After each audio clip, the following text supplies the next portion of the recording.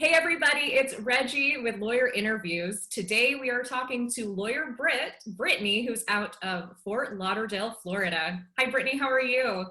I am wonderful, Reggie. Thanks for having me. Thank you for being here, and I'm loving having another female, on the in the female, I realm know. of power. I love it. I love it. So Brittany, would you tell everyone a little bit about what you do and how long you've been doing it? Yeah, so I practice first party property, also called insurance litigation. Basically, we help homeowners and property owners when their insurance companies don't pay or don't pay enough for their insurance claims so they can make repairs.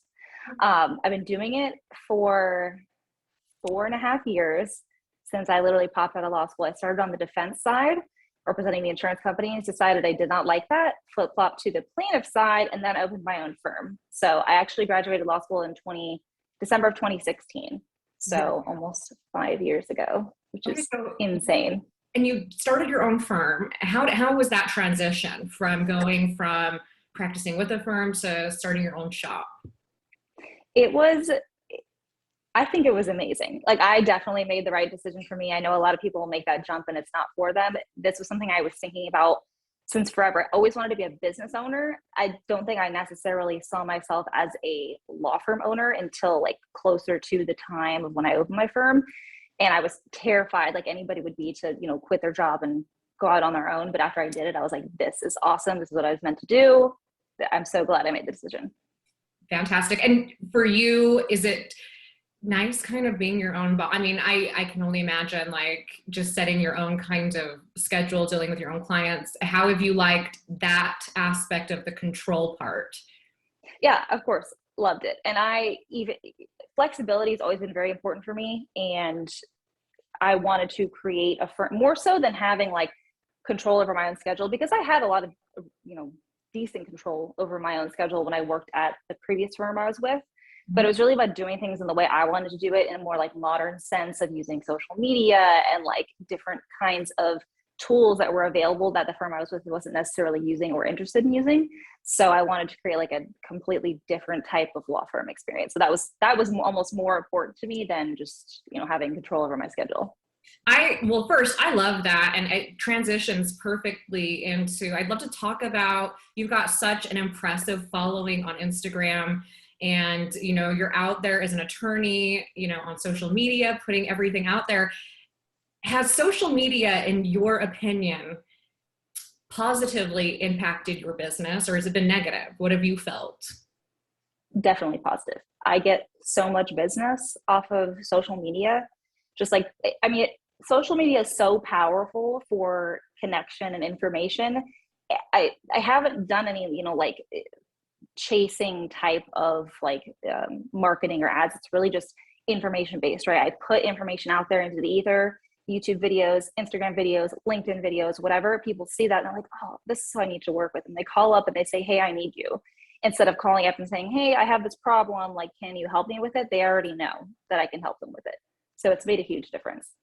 That's awesome. And you mentioned earlier the firm that you did leave, they were maybe hesitant, or it was hesitant, excuse me, to maybe pick up some of these modern trend. I mean, I don't want to call them trends because I think it's here to stay. Right. Social media. Why do you think that maybe older law firms or more established firms are not comfortable with the social media presence? I mean, for the same reason that people were against TV ads back in like the 70s and 80s for lawyers doing TV ads, is because it was new. People didn't want to be seen as like being part of like you said, a trend. They wanted their profession to stay professional. I mean, law is like an ancient profession and people are seen a certain way. And for a long time, it was only a certain type of person that was practicing law too. So when you start to see people outside of that box, I think people get nervous that we're going to dilute the profession. But I think it's pumped it up even more, because you have all these lawyers now who are, on Instagram, they're in the DMs, they're, recording reels or doing live streams. So it's like you're almost even more approachable and people can connect with you as a person rather than just like, oh, this like stiff law firm with this TV ad where they're reading off a page, like, have you been injured in an accident? You know what I mean? So it's like so much more like relatable now. I feel like it's made the profession even closer to home than it was before. I completely agree with you. And I've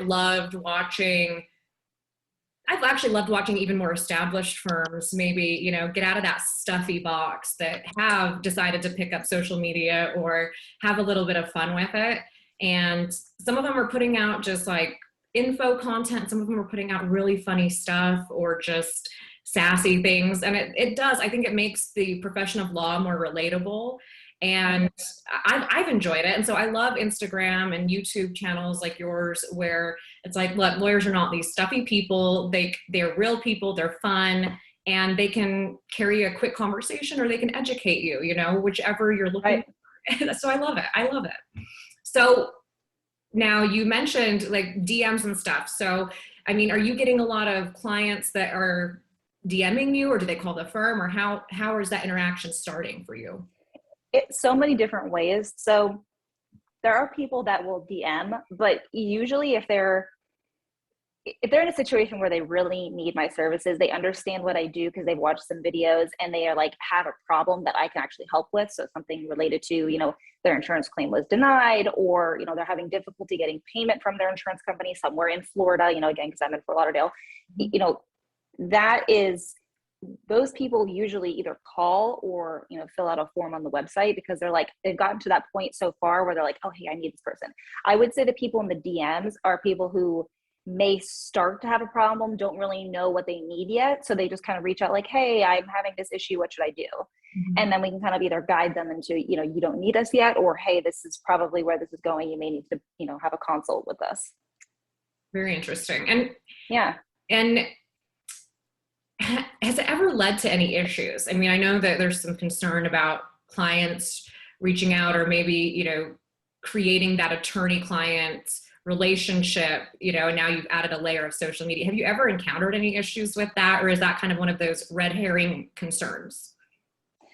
I think it's such a red herring concern that's just fueled by like the crazy bar rules and everybody being afraid to, you know, have any kind of discipline on their record. Like, I get it, because it is a real thing. You don't want to give somebody the impression that you're representing them and you're giving them all this advice and you're now their attorney. So when someone's DMing me, I make it super clear. I'm like, listen, here's general information on this. Here's a video I have on this. I think you might need X, Y, and Z, you know, book a consult, or, hey, you know, you may need to reach out to an attorney for this. I try to make it really clear and say, you know, this would be the next step to getting an attorney, but you do not have an attorney yet. Mm-hmm. We're not establishing that right now. Yeah, excellent clarification too. And I think that's something that more of us could do even further and just say like, hey, look, I am not your attorney. If you need it, we gotta do a consult. We gotta do right, exactly. Exactly. And I also think that so everybody's always worried about attorney's fees. You know, people don't want to get stuck with like a large bill for attorney fees that they have no idea what it's going to be, or, you know, everybody knows attorneys are expensive. It's like a joke now, right? So if somebody starts asking about your fees, then you know they're going in that direction, and you have to make it super clear, like, listen, this is not yet, but here's what it would be. Here's what I can offer you. Versus if someone's just asking questions about like their situation, I think they don't think it's like gotten to that point yet where they're hiring an attorney. But once you get like fee questions, I think it's important to make it super clear. I think that's really good advice. I think that's exactly when people are starting to see those dollars, it's like, okay, we're getting a little bit more towards the realm of. Yeah, this is a consult. Okay, now we need to go into a consult. Now we need more information. Exactly. I love it. Now you do the litigation side of property insurance. How is court right now in Fort Lauderdale? I mean, are you back in court? Are you Zooming webcast? What are you doing? So it's mostly Zoom, and I hope, like, fingers crossed, that Zoom is here to stay. I think it's so much more efficient and easier. I do understand, like, I do appreciate why some judges want to be back in person for certain things, right? Because you're in person in a courtroom looking for opposing counsel, it's more likely you're going to work something out rather than just sitting on a Zoom call, you know, answering emails until your case is called. So I get it. Some judges want to be back in person, especially up in like Palm Beach County. We're all over the state. So, you know, if we've got a hearing up in like some like Lee County or Bay County or something like that where we can't exactly get to it, obviously it's going to be on Zoom anyway. It was going to be a phone in prior to COVID anyhow, but I really hope it's here to stay because it makes life so much easier and so much more efficient. Absolutely. And it's also nice, like not having to commute. I know. Oh my God. Think about like getting up early, doing your hair, doing your makeup, getting dressed, driving all the way to whatever courthouse you're going to, finding parking, finding your courtroom that you're in, waiting for your case to be called and, for uniform motion calendar. Oh my gosh, that took forever. I don't miss it. And I can't wait until like you and I are telling baby attorneys in like, 2030, like back in the day, we had to go to the courthouse and actually go to hearings. And they're going to be like, what? Yeah, kind of like what? the generations before us are like, we had to go to the law library and stay till midnight looking at books. That's exactly like, it. Oh, that sucks. Oh, that's all. Yeah, I'm like, no, I can access a case at midnight if I need to. That's exactly it. That's exactly it. Yes. Well, and I love that technology has kind of shown itself. And that's another question. I mean, do you think that this is going to be a national trend? Do you think it's more related to certain areas of practice? Or do you think that this is going to be here to stay, the Zoom kind of court? I hope it is here to stay because you're seeing it across industries, right? And like the law, for some reason, I don't know why, is always like the last to adopt technology because people are so set in their ways. And I couldn't even tell you why, but I hope that it is because we're seeing a bunch of other industries doing Zoom meetings, Zoom calls, people working remotely, taking, doing consults with clients on Zoom even. So it's like, I hope we're all headed in that direction and I hope it's for everywhere, just a standard practice now.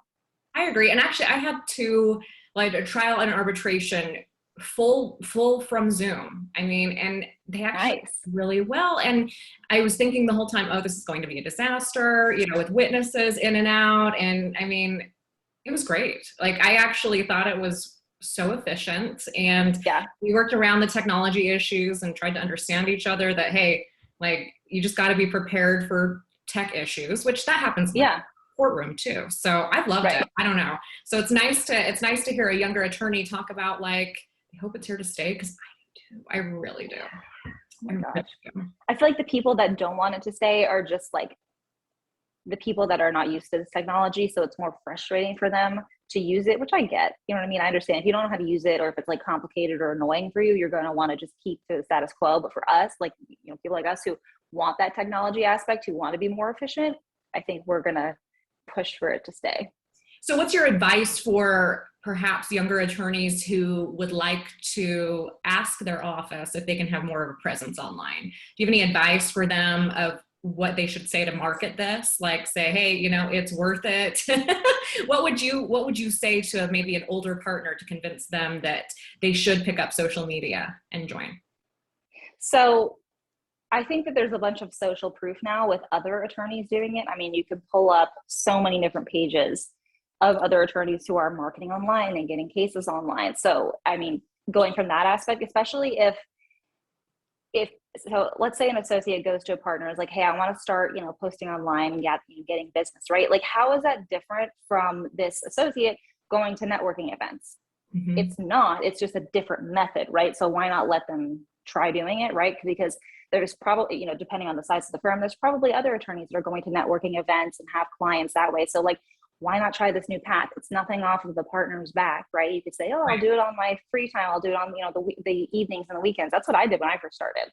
I first started posting videos. I would like plan everything through the week, and then Saturday would be my like recording day, and I'd do editing like during the week after hours. So it's nothing off the partner's back to do it. And you can even set a limitation and say, hey, I mean, I'm going to try this for 6 months and see what happens. And if it works well, great for us. We're doing well. It does get a bit sticky when you are bringing business into a firm because like, how are you going to market yourself? I always recommend just marketing yourself as you, because you can always bring in business to the firm as you. If you market yourself with a specific firm, you're kind of locking yourself in. And if you want to be there, that's great too. But I also think it's great to have a presence apart from that firm, but then just making sure you're not like stepping on any, boundaries with that firm and they're comfortable with like what you're doing. And I say that with a caveat because younger people, especially like, you and I who are actually on social media and we understand how it works and that people connect with people and you got to like put a little bit more than business out there to actually get people to follow you, which is what I did. You're probably going to get pushback from the older attorney who thinks you should just post business related things, but like stand your ground and know like what you want to post, focus on like what you think is good, what you want to post, because you're the one that's actually doing it. You're the one that's actually on social media. You know what people like to see. So stick to your guts, because if you're going to put, time into this, you want it to be fruitful.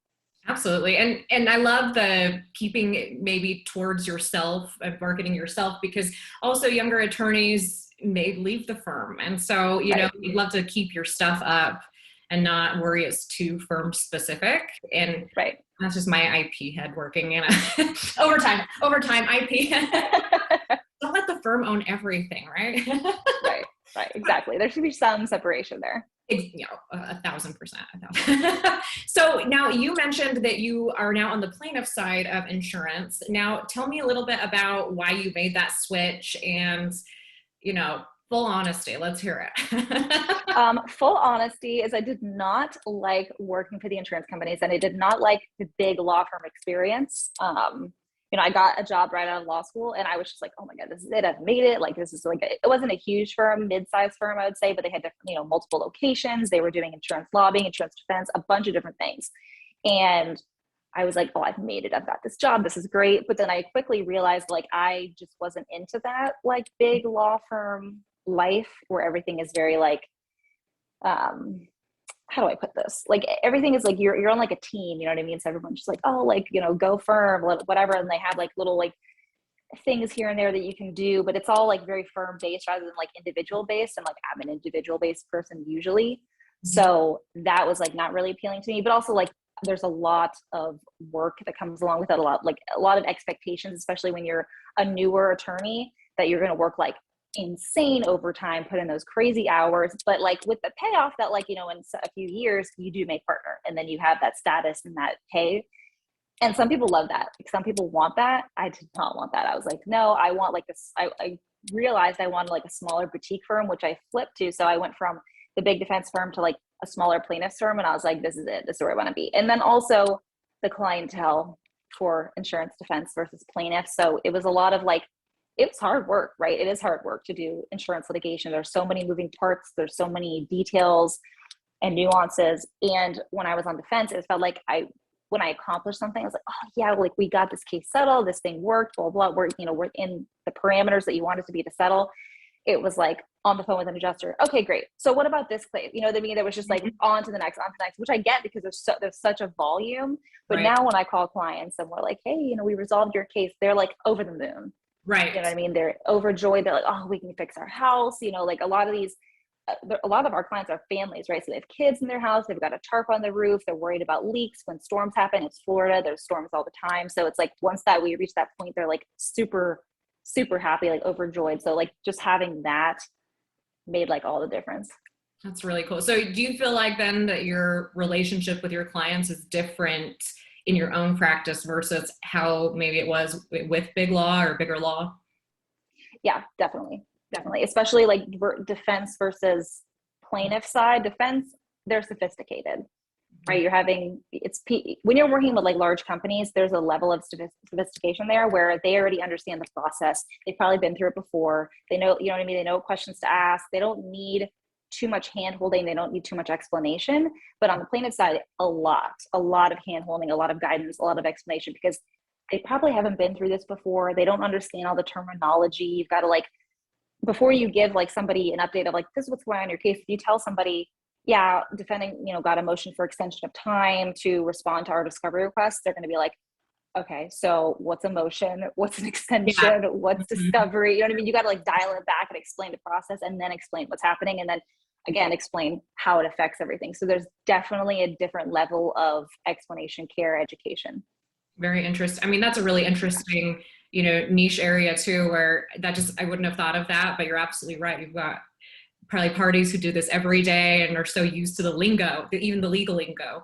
And then you've got, this is their first time ever dealing with this, and pulling those expectations. I wouldn't have thought of that, but you're absolutely right. Going on one to the other end. I love that. That's really cool. Yeah. That's really cool. All right. So, we've got some viewers out there who are either looking at law school or they are in law school in the thick of it. Do you have any advice for, people who, well, one, want to go into law, and then two, once they're in law school, finding out what they want to practice? So about going to law school. And I'll be completely candid here. My dad's a lawyer, and he was always trying to plant the seed of like, you should go to law school. You're really are well, well spoken, and you know how to write well, articulate. Kind of planting that seed. I basically got to my third or fourth maybe year of college, and my parents were like, okay, what are you going to do after you graduate? And I was like, oh, I don't know. Like, I have to do something now. This has been a great 4 years. So I was like, you know what? I'll take the LSAT and see how it goes. It went terribly. I hated the LSAT so much. Oh my gosh. I hated it too. It was awful. Logic games. Like, oh my God, don't even get me started. So all of you guys listening out there, the LSAT does not predict how good of a lawyer you're going to be or how well you're going to do in law school. And I will say that because I took the LSAT, did terribly, and I was like, you know what, I'll apply and like just see where I get in. So I got in some schools, and I mean, like, not the best schools. I probably could have taken the LSAT again and like, really put a ton of time into it. I mean, if I treated it like it was like my full-time job, like I did for the bar exam, I probably would have done better. But I just didn't want to do that. I just flat out was like, you know what, I'm not into this. I'm just going to go to school and see what happens the first semester. If it goes really well, awesome, I'll stay. And if it doesn't go well, I'll try to see what else happens. Because I knew what the profession required. I thought I was going to do corporate law like my dad does. So I kind of like saw him, and he has his own firm. So I was like, okay, I could do that. That life I could do. And so I went into it with that kind of lens of like, let's see how this goes. And I booked my first ever exam, and I was in the top 10%. And I was like, okay, maybe I get this. Maybe I'll get this. Maybe I'll go. So that was like my transition to law school. What I would tell somebody now is think about why you want to go, because law school will not fix all your problems. There should be probably a reason you want to go to law school. It's a lot of money, a lot of time, a lot of sweat, a lot of tears, a lot of emotions. So if you want to go, have like a purpose, right? Have like a reason you're going, and stick to that, because that'll like drive you through. And then once you get your law degree, obviously there's so many opportunities open to you, but like have that reason that you're going. Don't just, do what I did and just go for the heck of it and see how it went. Because that's working out pretty well for you. It is working out well. It is working out well. But, I've had other people who are like, oh yeah, I'll just try it out. And it doesn't necessarily go that well for them. So absolutely. That. And then also, what was the second part of your question? Advice, like once you get there, finding out what you want to do, where maybe you want to practice. Like you thought you wanted to do. Yeah. Like when did you figure out that's not what you want to do, or what would you recommend for people to find that? So, right. And I thought I was going to do corporate. So I took a lot of like corporate focused classes. Like I took like mediation and contracts drafting and all these things. And looking back, I wish I would have done different things too, because I didn't really expose myself to any other type. So like a lot of people go in thinking they want to do something like family, criminal, corporate, or some type of like litigation, PI sometimes, right? Those are like the sexy top ones. A lot of people go into law school like, I'm going to do property insurance litigation. That's like not one of the top. So expose yourself to different classes, different things. Even if you think, oh, I want to go the litigation route, take a class it's more like, contractual focused. If you think, oh, I want to do corporate, try to take a class, take motions and depots, just see how it goes, right? You never know if it could be helpful, because I thought I was going to do corporate until I got into my first job. It was very difficult to get a job in corporate law. This is, almost 5 years ago now, after I took the bar in February of 2017. It's a lot of like white hair. So, it was really difficult to like kind of push my way into these things. They want people with experience. So my dad's like, listen, it's going to be hard for you to get a job in corporate. So why don't you just try to get a job in commercial law? Get in on the litigation side so that you can build the relationships with businesses and then become their counsel. So, okay, that sounds good. So I got this job at this, larger law firm, and they didn't have, I got the job as a commercial litigation associate, but they didn't have a lot of commercial litigation available. And so it was tough for me to meet my billables, and I ended up getting a bunch of insurance defense cases.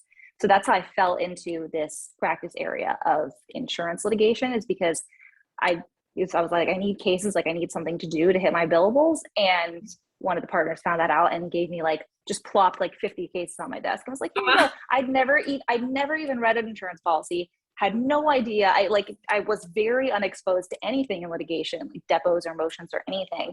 And so it was like a really steep learning curve. but I learned it. And I was like, I could do this, but maybe I should do it on the plaintiff side, because the big law firm experience was just like not for me. And so I sought out like a small boutique firm, which is obviously mostly plaintiffs. And so I was like, okay, great, I'm gonna switch. And that was like, so that was like my weird way of falling from corporate law into insurance litigation, which are like from different poles. Although the insurance policy is contracts, so I did end up using a lot of the stuff I learned in school. Absolutely. And I think that's such a good point, is that a lot of the classes you take, regardless if you've got like a focus, they're going to be applicable in so many other areas too. Like Brittany, you just said contracts. I mean, I can't think of an area of law contracts doesn't touch, where it's important in your practice. So there are those, you know, classes. Torts is another one that it's going to touch on areas, you know, evidence. Yes, exactly. People don't realize that like the first year, I know the first year classes are basically the foundation. Like that's what people ask you about, right? So at least you have that foundation of like, you can at least kind of instruct somebody or know who they need or who to, you know, point them to. That's literally what the first year is, just the basics.